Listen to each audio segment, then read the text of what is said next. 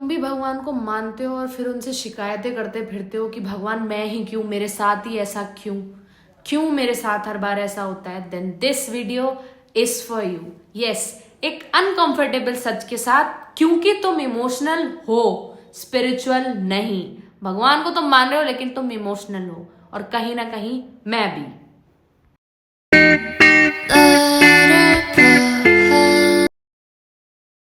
Welcome back to episode 3 of 30 days challenge, जहां हम practical बन रहे हैं, इमोशनल नहीं, भगवान को साथ रख के। तो अगर तुमने डे 1 और 2 देखा है तो तुम ये बहुत अच्छी तरीके से जानते होगे कि मेरा जो ये चैलेंज है वो सिर्फ मोटिवेशन का नहीं है, वो है अपने इमोशंस के पीछे छिपना बंद करने का, ठीक है, और प्रैक्टिकली से जीने का, प्रैक्टिकली जीने का, भगवान को साथ रख के। तो आज डे 3 पे मैं एक ऐसे टॉपिक पे बात करने वाली हूं जो बिल्कुल आईना दिखाता है हमारी जिंदगी में। उस टॉपिक का नाम है टाइम और डिसिप्लिन। टाइम मैनेजमेंट कैसे करोगे और उसके साथ तुम डिसिप्लिन को कैसे रखोगे। सच बोलूं तो मैं भगवान से बहुत बातें करती थी, कभी रो के, कभी उम्मीद में, कभी शिकायत में।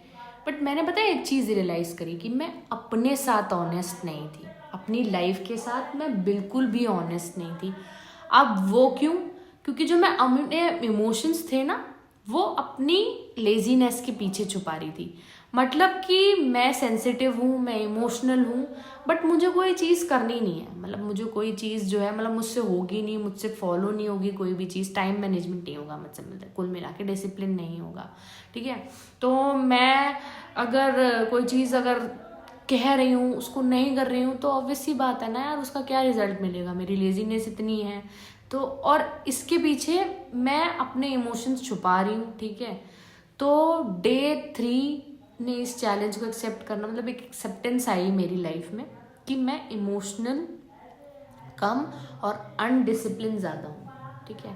मतलब मुझसे ये नहीं होगा, मैं ये चीज़ फॉलो नहीं कर सकती। और अनडिसिप्लिन जब आता है तो आप कुछ नहीं कर पाओगे, लेटे रहोगे, लेजीनेस, तो फिर तुम्हें अपनी लाइफ में शिकायतें ही होंगी ना। जब तुम कुछ कर ही नहीं रहे हो, नल्ले पड़े हुए हो, ठीक है, तो तुम्हें डिसअपॉइंटमेंट के अलावा बताओ क्या मिलेगा, ठीक है। फिर तुम यूजलेसली भगवान से शिकायतें कर रहे हो, तो वो भी बेचारे क्या करें, बेचारे तो नहीं है, बट वो भी क्या करें बताओ तुम।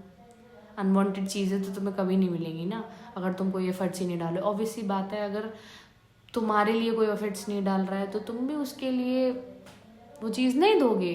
ऐसी भगवान क्यों देगा जब तुम कोई एफर्ट नहीं डाल रहे हो, जब तुम डिसिप्लिन हो ही नहीं अपनी लाइफ में। इसलिए हम जो लड़कियां हैं ना, हमारे अंदर एक प्रॉब्लम कह लो या कुछ कह लो कि हम सबके इमोशंस समझती हैं, ठीक है, बट अपने इमोशंस नहीं समझती। सबको टाइम देती हैं, सबको स्पेस देती हैं, बट जब हमारी खुद की बारी आती है तो अपने टाइम की वैल्यू ही नहीं है हमको, ठीक है।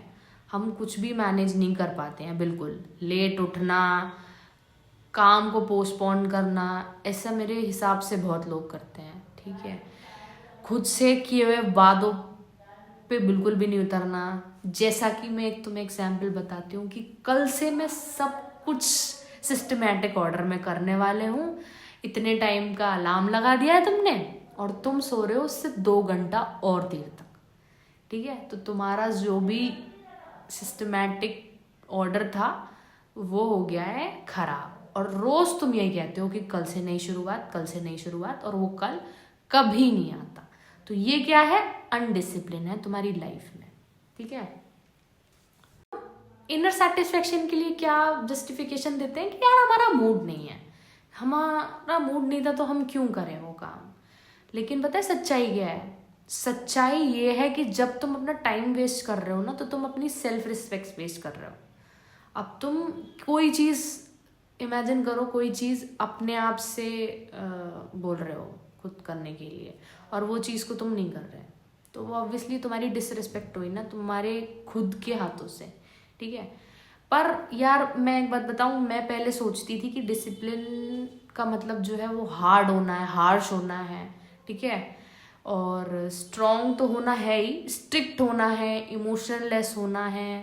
पर इस चैलेंज ने मुझे एक चीज़ सिखाई। क्या सिखाई बताओ? नॉर्मल डिसिप्लिन जो है वो इन्हीं सब चीज़ों से है कि हर चीज़ टाइम पे हो रही है आपकी, वो सबसे बड़ा अलार्म पे उठ जाना, टाइम पे काम करना, ठीक है। स्पिरिचुअल डिसिप्लिन जो पता क्या होता है, स्पिरिचुअल डिसिप्लिन ये होता है कि मन मना करे तब भी उसको बोलो कि नहीं यही टाइम है करने का, तुम्हें अभी करना पड़ेगा, नहीं तो वो चांस चला जाएगा। ये होता है स्पिरिचुअल डिसिप्लिन, ठीक है। और ऑनेस्टली मैं स्पिरिचुअलिटी के नाम पे अपने मूड के हिसाब से काम कर रही हूँ, तो वो अनडिसिप्लिन चीज हो गई, ठीक है। और डिसिप्लिन से मैं भाग रही हूँ। तो इस चैलेंज में मैंने ये चीज सीखी है कि अगर मेरे को अपनी चीज़ें सिस्टमैटिक वे में रखनी है तो बेटा मेरे को टाइम मैनेजमेंट तो करना ही पड़ेगा, आज नहीं तो कल करना ही पड़ेगा, तभी मेरी लाइफ जो है वो वेल मैनर्ड वे में चल पाएगी। और इस के बीच में पता है मेरे को एक गीता का लेसन याद आया, जहाँ कृष्ण जी कहते हैं कि अगर तुम अपने मन को कंट्रोल नहीं कर पा रहे हो ना, तो वो मन तुम्हारा सबसे बड़ा दुश्मन बन सकता है, ठीक है। और गीता हमें इनर स्ट्रेंथ सिखाती है। गीता का मतलब ये नहीं है कि तुम अपने मन मार लो, लेकिन मन अगर रो रहा है तो बेटे रोने दो, लेकिन जो सही है वो करो।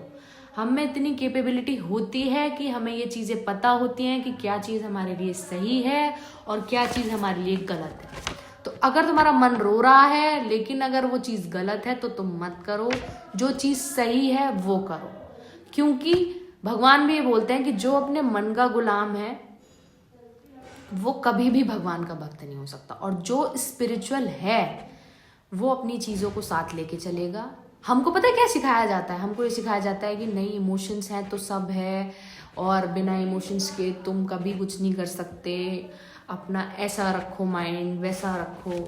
बट पता है मेन चीज इमोशंस को प्रायोरिटी देना बिल्कुल ठीक है, पर हमें ये सिखाया जाता है कि इमोशंस को प्रायोरिटी दो, लेकिन पर हमें कोई ये नहीं सिखाता कि इमोशंस को प्रायोरिटी देने के साथ साथ डिसिप्लिन भी ज़रूरी है। क्योंकि बिना डिसिप्लिन के जो इमोशंस हैं वो तुम्हें स्ट्रॉन्ग नहीं बनाते, वीक बनाते हैं। तो डे 3 पे मैं अपना एक सिंपल सा रोल लेके आई हूँ, अपना एक सिंपल सा रोल बना रही हूँ।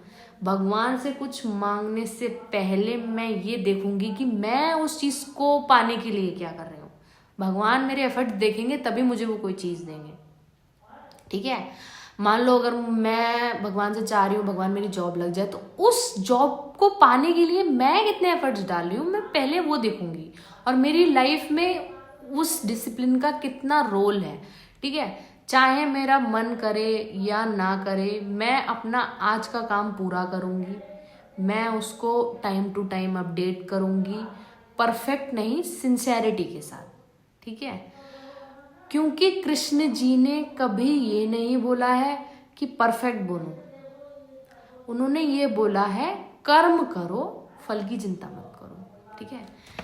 और अगर तुम्हारे कर्म अच्छे हैं तो ऑब्वियस सी बात है तुम्हें फल तो अच्छा मिलेगा ही, आज नहीं तो कल, कल नहीं तो परसों, ठीक है।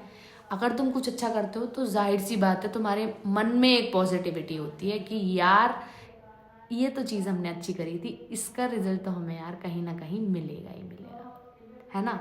तो वो चीज़ें बेस्ट रहती हैं। यहाँ पे इमोशनल रहना बंद नहीं कर रही हूँ, ठीक है, बिल्कुल भी बंद नहीं कर रही हूँ।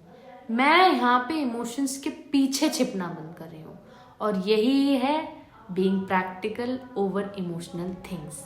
हाँ, क्योंकि गीता में भी ये सिखाया गया है कि जो अपने मन का गुलाम नहीं बनता वही अपनी डेस्टिनी का मालिक बनता है, ठीक है। और जो अपने मन के कंट्रोल में रहता है वो अपनी डेस्टिनी का कभी मालिक नहीं बन सकता।